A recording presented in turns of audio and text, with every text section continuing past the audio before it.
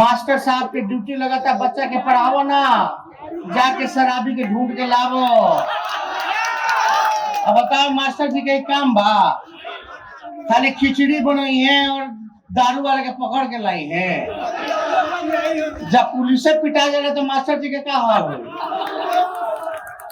तो सब लोग जाना था कि होम डिलीवरी बा। मास्टर साहब लोग के अब ड्यूटी लगाता पढ़ावो ना, जाके दारू पकड़ा लोगिन। और ये जो पुलिस वाला भी पिटा जाता राशन दारू पकड़े में, तो मास्टर साहब लोग के क्या हुई? यह बात तेजस्वी यादव आज गोपालगंज में बोल रहे थे।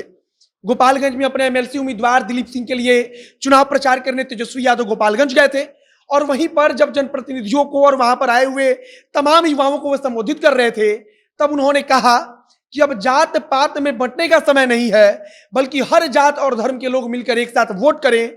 और उन्होंने गिनाया कि विधानसभा चुनाव में मात्र 12,000 वोट हमारे गठबंधन से ज्यादा एनडीए गठबंधन को मिला और बेईमानी करके उन्होंने हमारा चुनाव हरवा दिया। और नमस्कार, मेरा नाम है मोहित कुमार सिंह और आप जनता जंक्शन देख रहे हैं। तेजस्वी यादव ने गोपालगंज में भोजपुरी अंदाज में जमकर नीतीश कुमार की सरकार पर निशाना साधा, जमकर आरोप लगाया मुख्यमंत्री के फैसले पर और इस बात पर मजा लिया कि आखिरकार जब पुलिस वाले शराब पकड़ने में पीट दिए जाते हैं, जो शराब तस्कर है वो पुलिस वालों को नहीं छोड़ रहे हैं, उनको पीट रहे हैं, तो फिर मास्टर साहब लोग जब शराब पकड़ने जाएंगे तो उनका क्या होगा? उन्होंने भोजपुरी में कहा कि मास्टर साहब के ड्यूटी लागत पढ़ावो ना, जाके शराब पकड़ा लोगिन। खिचड़ी बनाई है, मास्टर साहब शराबों पकड़ी है, मतलब कि मास्टर साहब सब कुछ करेंगे, तो आखिरकार और सब कौन करेगा? तेजस्वी यादव बार बार कहते हैं कि शिक्षा स्वास्थ्य सब में बिहार एकदम जीरो हो गया है, मतलब बिहार का कोई रैंकिंग ही नहीं है, बिहार पीछे से नंबर 1 वाले पायदान पर खड़ा है।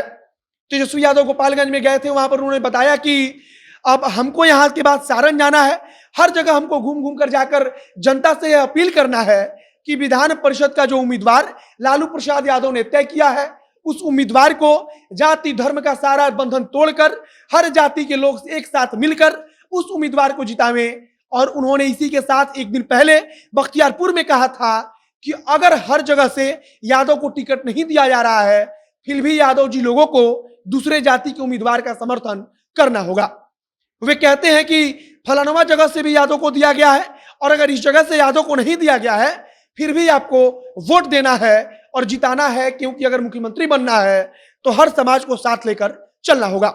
गोपालगंज में तेजस्वी यादव ने बताया कि जनता का जनादेश हमको मिला था, लेकिन चुनाव आयोग ने जो जनादेश दिया, चुनाव आयोग ने जो अपना फैसला दिया, जो चुनाव परिणाम बताया, उसमें हमको हरवा दिया। तेजस्वी यादव बार बार कहते हैं कि बेईमानी करके भी मात्र 12,000 वोट हमसे ज्यादा एनडीए गठबंधन ने पाया। मास्टर साहब के ड्यूटी लगाता, बच्चा के पढ़ावो ना, जाके शराबी के ढूंढ के लावो। अब बताओ मास्टर जी के काम बा, खाली खिचड़ी बनाई है और दारू वाले के पकड़ के लाई है। जब पुलिस से पिटा जाएगा तो मास्टर जी के क्या हाल हो? तो सब लोग जाना था कि होम डिलीवरी बा, लेकिन बात देखिए, पढ़ाई जीरो, दवाई में कहीं दवा नहीं, अस्पताल नहीं, भर्ती नहीं, कहीं नहीं, सब प्राइवेट में पढ़ाई के लिए प्राइवेट में।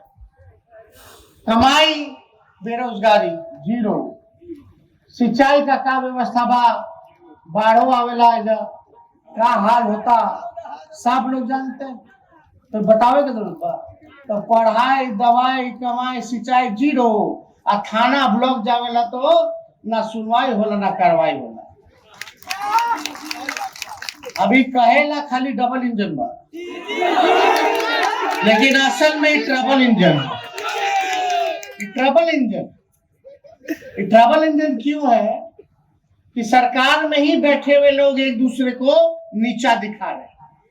अब बिहार विधानसभा में यहाँ तो जनप्रतिनिधि लोग हैं ना, कुछ दिन पहले देखे बिहार विधानसभा में सवाल उठा था लखीसराय का, स्पीकर महोदय, जो लोकतंत्र का सबसे बड़ा मंदिर है, वहां क्या हुआ? बिहार विधानसभा लोकतंत्र का सबसे बड़ा मंदिर है और उसके अध्यक्ष का ही कहना था कि लखीसराय में उनका थानादार भी नहीं सुनता। इसी बात को विधानसभा में हल्ला हो रहा था। मुख्यमंत्री जी का आप लोग देखे होंगे कैसे लताड़ रहे थे स्पीकर को। चारों ओर अफसरशाही। वे कहते हैं कि 4 बजे तक तो हम सरकार बना रहे थे, हमारा उम्मीदवार इधर से चुनाव जीतकर माला पहनकर वापस लौट रहा था और उधर जो जीत का सर्टिफिकेट था वो एनडीए के, भाजपा के, जदयू के उम्मीदवार को बांट दिया गया और फिर हम हार गए। मतलब कि तेजस्वी यादव अब समझा रहे हैं कि हर जाति के लोगों को एक साथ आना है। वे खासकर अपने यादव समर्थकों को समझाने की कोशिश कर रहे हैं कि अगर दूसरे जाति का उम्मीदवार भी है तो उसे अपना समर्थन दीजिए, उसको जिताइए, क्योंकि अगर राजनीति लंबी करनी है, अगर सत्ता में आना है तो फिर केवल एक जाति या धर्म के भरोसे राजनीति नहीं हो सकती, बल्कि अन्य जातियों को भी अपने साथ में लेना पड़ेगा। तेजस्वी यादव ने गोपालगंज में रोजगार को लेकर भी निशाना साधा। उन्होंने कहा कि 19 लाख रोजगार का वादा किया गया था, लेकिन आज कितना रोजगार है जाइए पूछिए। तेजस्वी यादव ने तंज कसते हुए कहा कि कोई भी सरकारी जो एग्जाम हो रहा है वो खाली टल रहा है, वो एग्जाम हो ही नहीं पा रहा है। उन्होंने कहा कि अगर कोई एग्जाम होता है, कोई लिस्ट जारी होती है तो उस लिस्ट में किसी और का नाम जारी किया जाता है, लेकिन कुछ समय बाद वो नाम बदलकर किसी और का नाम हो जाता है। आगे वे कहते हैं कि जब चढ़ावा चढ़ जाता है तब उस व्यक्ति का नाम आ जाता है और जो पहले से उसके जगह पर व्यक्ति का नाम था उस नाम को गायब कर दिया जाता है। कुल मिलाकर तेजस्वी यादव अब बिहार सरकार पर लगातार हमला बोल रहे हैं और वे बिहार में घूम घूम कर इस बात को कह रहे हैं कि हर धर्म के लोगों को साथ लेकर चलना है, हर जाति के उम्मीदवार को वोट देना है, उनका विरोध नहीं करना है, क्योंकि अगर मुख्यमंत्री बनना है तो हर समाज का साथ होना चाहिए। वे इसे बड़े अच्छे से समझाते भी हैं कि मात्र 12,000 का अंतर था और 12,000 के अंतर में इन्होंने पूरे बिहार में हमको हराया और हम सरकार नहीं बना पाए। वे कहते हैं कि अगर 4-5 सीट कम होता तो सरकार अल्पमत में आ जाती और सरकार बन नहीं पाती, सरकार गिर जाती।